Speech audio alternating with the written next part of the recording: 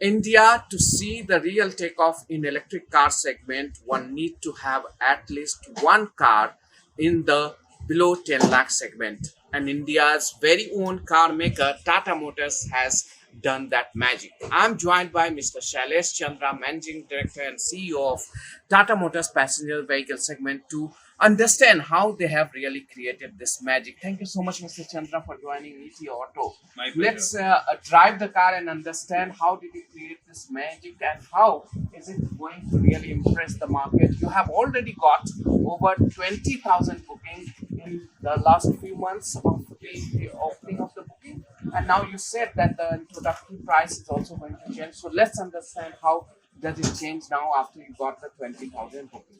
Please Sure. show us the car. So now we have the CEO who is going to drive us around in the Tiago EV, which is said to be the most affordable yet smart electric vehicle that is going to spin around the congested and crowded city of India.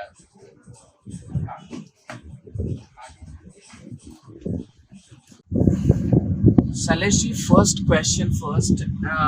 There was a big, sorry. First question first.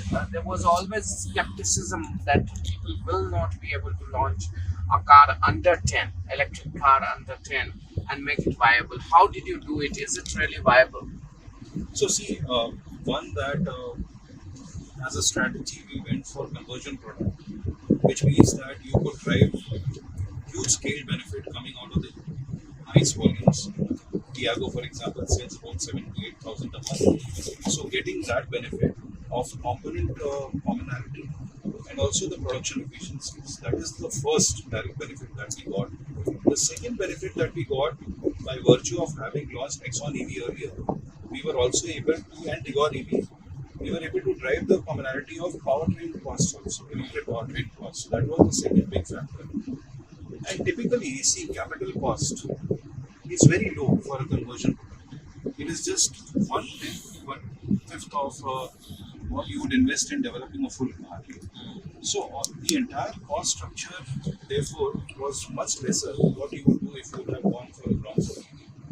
So this is how we were able to bring it down, and the battery prices also moderated. From the time when we launched Nexon EV to the time. So all these factors have gone behind in bringing down the cost structure to a level where, with a reasonable range, we have seen that we have come with two range points. Yeah. One for a customer who just wants to do 30 to 40 kilometers per day run. So how did you manage? Because yes, you pointed to a very pertinent question that is being asked, that if you reduce the cost, the power density will come down and you will not be able to offer the range. What are the ranges you are offering in actual condition with the AC and everything? And what are the certified range for the variants that you are offering in Tiago EV? So see, the number which I can quote very confidently are what has been certified by ARA. So the longer range version is 315 kilometer range, and recently we got the certificate of range certified by ARI for the medium range, which is now it is 257 kilometer is what has come out as Okay. the new range, and that is I'm declaring for the first time today. Okay. Last time I had said roughly 250 kilometers. Huh. That is something different. Now, when you say what is the real range, it completely depends on who's driving and what way.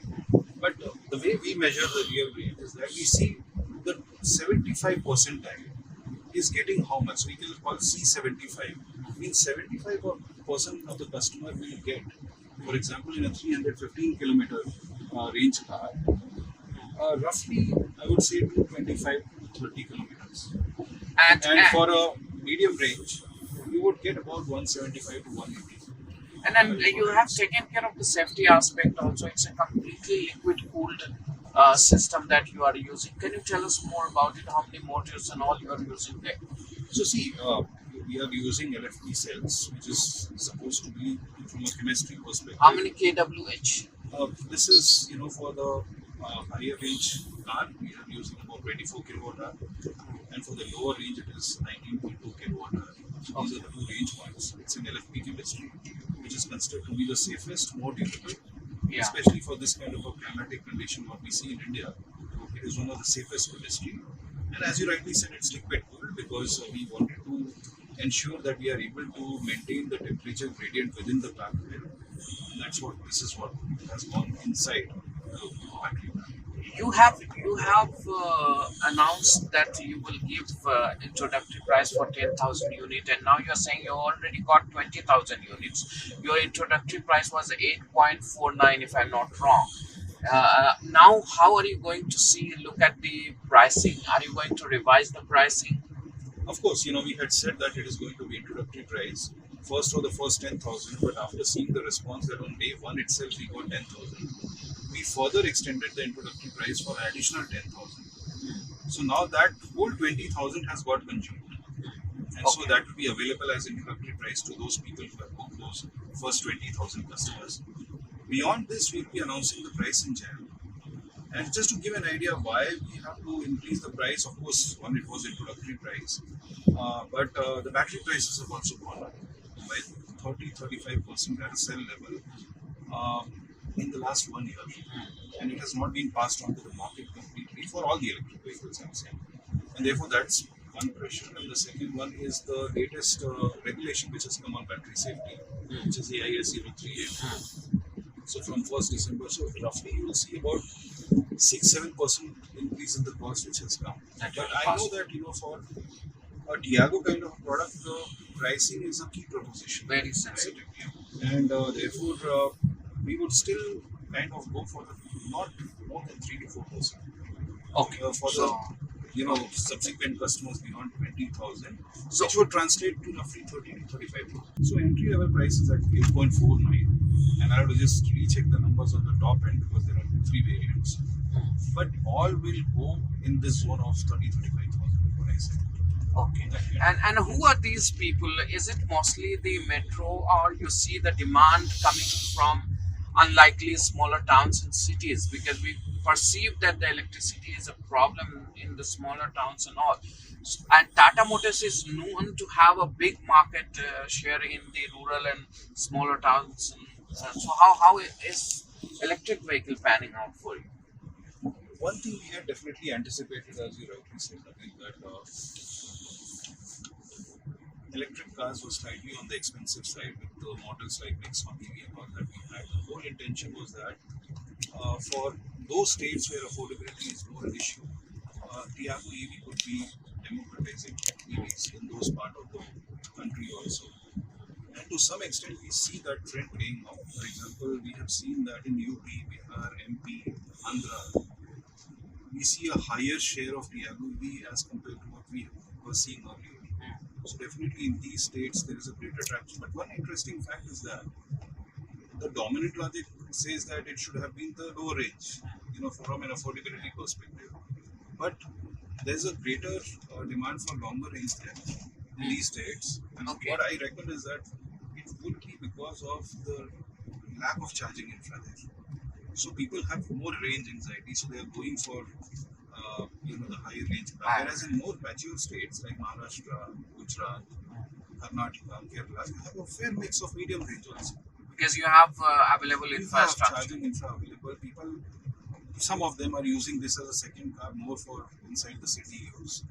So it was a very interesting trend that we saw. Can you further delve into the demography and profile of the customer that you have got for this kind of car? Are they first time buyers? Second car is like, so far there was an impression that electric vehicle can be your second car, but may not be your main car because of the fear of losing the range, or you not being able to spot a public charging station. So how did this work for you? Very interesting, I was just going through the analytics of the information that we got on the 20,000 booking. I was very surprised to see that there were about 1/4 of the bookings which a customer was buying their first car, and that was Tiago EV, Oh, which we could not have imagined 2-3 years back. Even I was not imagining now that the first time buyer is a risk averse buyer. They are investing for the first time in a car and going directly to a new technology. Speaks a lot of what Tiago EV has done. Number one. Number two trend which I have seen, very interesting, that majority, when I say majority, more than 55% of the customers are less than 40 years age. okay, yeah. So that's also very interesting data that came out. So it's a very interesting demographic of regions of age group, and you have seen the first time buyer. Also it was very interesting that 70% of these people who have booked have not even once driven an electric vehicle. Oh. So they have just taken leap of faith and responded to a very compelling proposition which has come along with Tiago EV. Uh, just want to understand, how do you see your business?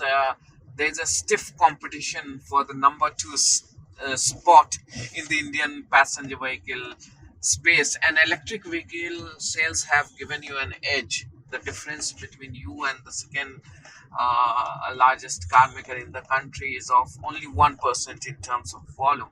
How do you think the way you have brought in this India's most affordable electric cars, do you think you will be able to surpass that, and soon you will hold the top slot there, top second slot? I can only say what I am planning for from a volume perspective, because we focus on what target we have set for ourselves, whether on the electric vehicle side or the ICE side. And we never knew that we are going to beat them, or the numbers will surpass or not. So we're really not very obsessed about that fact. And I also don't know what the competition has in their plan. But I would say that as we keep on launching our new products, as we have taken actions on the capacity side, our rank is a consequential thing. We were number 5 2 years back. We have consistently become number 3. At times we became number 2 also. So if we keep doing the right things, if we keep driving the growth story of EVs, if the new launches that we have in our mind in the coming years, and the mid-cycle refreshes that we are going to do for the entire portfolio, I think we have a strong chance of improving our rank moving forward. Currently, electric cars contribute about 8 to 9% of your total sales. And how do you see going forward? You mentioned that you want to see 25% in the next 3 years. And with this product coming in, do you want to revise that, or you still stick to that? Because you have seen a very better than expected numbers in terms of booking. So, see, the reason why I would have made a statement of 25% is the very fact that the two electric vehicles which we had in our portfolio, which is Nexon EV and Tigor EV, they were in any case giving me 25% penetration. Okay. So, as I electrify my portfolio, entire portfolio, that number is given for me. For Tiago, I think that this number will be higher, 30 to 35%. And as the charging infra is going to improve, and as more and more Tiago EV buyers are going to come, there's going to be huge population of EVs on the road. And Indian, we have a saying that jo dikhti hai wo biकती hai. And that is proving well for EVs, because I had not imagined that in 3-4 years time we would have crossed 50,000 EVs, which we recently crossed that milestone. So I think maybe 25% we might be able to exceed also. But we never know, because new technology can take off. There's an inflection point and it takes off very fast. So I'm very confident that So far, you have remained in the entry level segment when it comes to electric vehicle. What about the Safaris and the big cars that you have? How do you see the electrification? Do you want to make a conversion product there also before you start the actual pure EV vehicles that you have recently unveiled and shared the plan? So see, we have talked about 10 products, and the idea is that in these 10 products we have the widest range from different price points, different body styles, different product segments, and in bigger segment, the segment which you spoke about, there is a big opportunity, because there the taxation rate for ICE vehicle is 45-50%, whereas for EV it will be still 5%. So that will help you overcome the cost disadvantage because of a higher size battery pack. So it's an opportunity. I cannot, say as of today a future product, but clearly we see most of our product portfolio in ICE getting electrified as Gen 1 or a Gen 2 product. And then we'll have pure EVs also, which will come in those sizes. So it will be a very wide spread of product portfolio, starting at 8.5, going to price points which like Avinya and these kind of products and different body styles. So different body style, different price points, different range points, and differentiated features. I think this will be the focus going forward for these 10 products. So four have been the conversion product, which is Gen 1. This was the last product of Gen 1. Yeah. Now there will be additional, four products which will be Gen 2. Some of them will be existing nameplates. Okay. Some of them will be new nameplates. Okay. And then Gen 3 will be completely new nameplates, starting with India. Shailesh, you just want to understand. Uh, we have heard many countries saying that we'll do away with ICE engine. That's, and many companies have also said that I'll stop supplying ICE components. Some have said that I will stop making ICE vehicle. What Tata Motors think about it? When will the right time come when you think you will have to only manufacture electric vehicles, because you are taking the lead, so you are the person to answer this. We are very clear that we have to move towards a net carbon zero world. And we have definitely set a timeline for ourselves, but we have not declared so far. At the right time, we are going to declare that. And therefore, it is imperative that electrification will be the direction eventually. The timelines which you talked about, say, 2035, 2030. no, so Europe, for example, is going 2035. Our nation has taken a pledge of net carbon zero by 2070, and we are players, to help the nation deliver that. So we have taken slightly extended timeline in 2035. But the very fact that electrification, the larger point which you mentioned, whether we see electric as really the eventual world in automotive, answer is yes, because if you read this report of ICCT, which is the International Council for Clean Technologies, it shows that in all the scenarios, because people also debate renewable mix is bad. In all scenarios, life cycle emissions is best coming from only BEVs. And that is a truth which has been understood by everybody across the world. If renewable energy mix improves, which should be the case going forward, if 2070 is the pledge that country has taken, renewable energy is an imperative. You have to do that.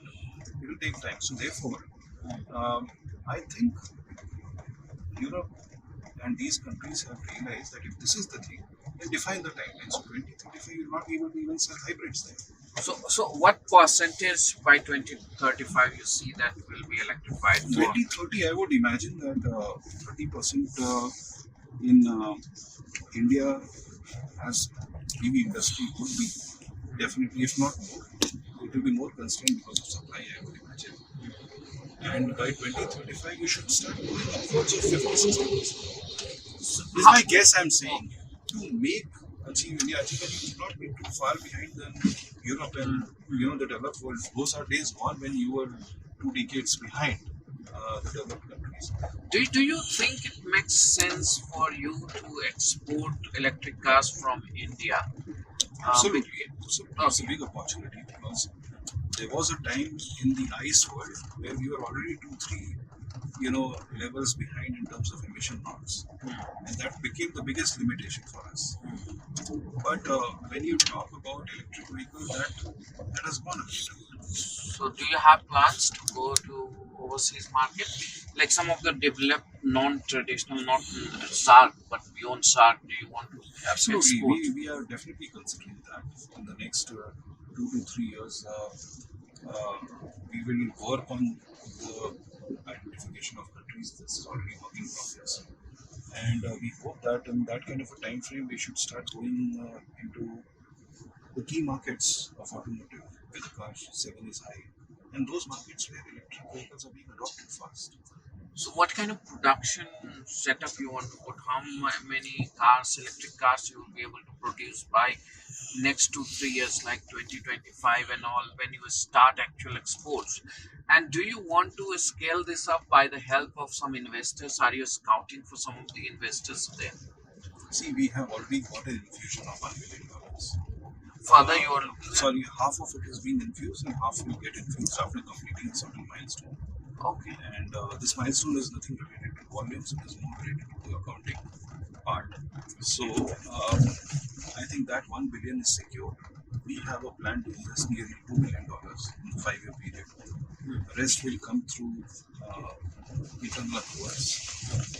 And if we have to raise further fund, we'll look at that both from an equity debt perspective. So this 2 billion is going to be debt purely, or you are going to So have from 1 billion is already funded through DBT investment that we yeah. got recently. And then some part will come through the profit generation. Okay. It's a big scale business. Yeah, it's a quite a significant business now that we are already at an annualized rate that we are doing. Last 3 months, we would have sold average 4,200, 4,300 per month. So we are talking about already 55,000 volume kind of a run rate annually. So it's a big business. It will generate profits, and therefore there will be a part which will be funded through that. And if there is anything residual which is left, we will fund it through the right mix of equity and debt. Currently, you're selling your electric vehicle also from the same ICE channel. And now, as your portfolio is expanding, do you feel that you need to have a dedicated network, or are you looking at something of that sort?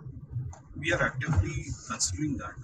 Right now, the biggest asset that we have is this network in our dealers, and it is really working well for us. But as the rightly said, like the portfolio expands, you have that much space only left on the current showroom. So we will work with our existing channel partners also to see if we can come with dedicated outlets. And we'll start with certain cities where already that kind of a level has reached, where it can sustain on itself, from a dealer profitability perspective.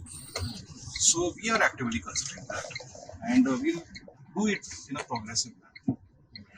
How is this car different from Nexon EV? What changes, what learning that you got from there that helped you advance this product from what you had earlier with the EV? It has drastically helped us, you know, optimize on the pack that is needed to deliver a certain range. And that's why you see with the 24 kilowatt hour pack, we are doing a 315 kilometer. For an X1, it was say 30 kilowatt hour. For a Tiguan, it was 26 kilowatt hour. So range is more or less the same, but you're doing with a more compact battery pack. One also it is lesser in weight, but efficiencies have improved. Right? Okay, so how did you, because if you reduce the weight, automatically the efficiency will go up. So how did you reduce the weight? Weight is because of the footprint of the car itself. It's a smaller car as Okay. compared to Nexon, so it is weight is less, and battery pack is smaller. So it is a cumulative effect of all this. So But your what we have, battery pack weight has not been reduced. Only the that's battery the pack weight has reduced because of the lesser batteries that we give inside that. What has also we have optimized is efficiencies. The energy that you lose in dissipation through your power electronics or a battery pack, how you cool and capture and use the energy there. So we have captured the losses, in based on the data that we were getting. So we have now 700 million kilometers already covered across the fleet of cars. There's a lot of data and information which we have used to optimize the overall efficiency. So that has really been a big learning for us. And of course, how we reduce the variability of range that people get. So we have also given rating for a driver on the connected car app. So if you're doing a 9 plus, rating, you'll get very good range in the car. But if you're driving not in the right manner, then your range reduces. And that happens in ICE also. The scoring will show you that these are the areas where you're not. And therefore, we are coming with driving tips. So a lot of this data only has helped us, help customers also, educate them. At the same time, improve the efficiencies within our cars. Thank you so much, Shailesh, for talking to me. Thank you. It was such a pleasure. All the very best. Thank you.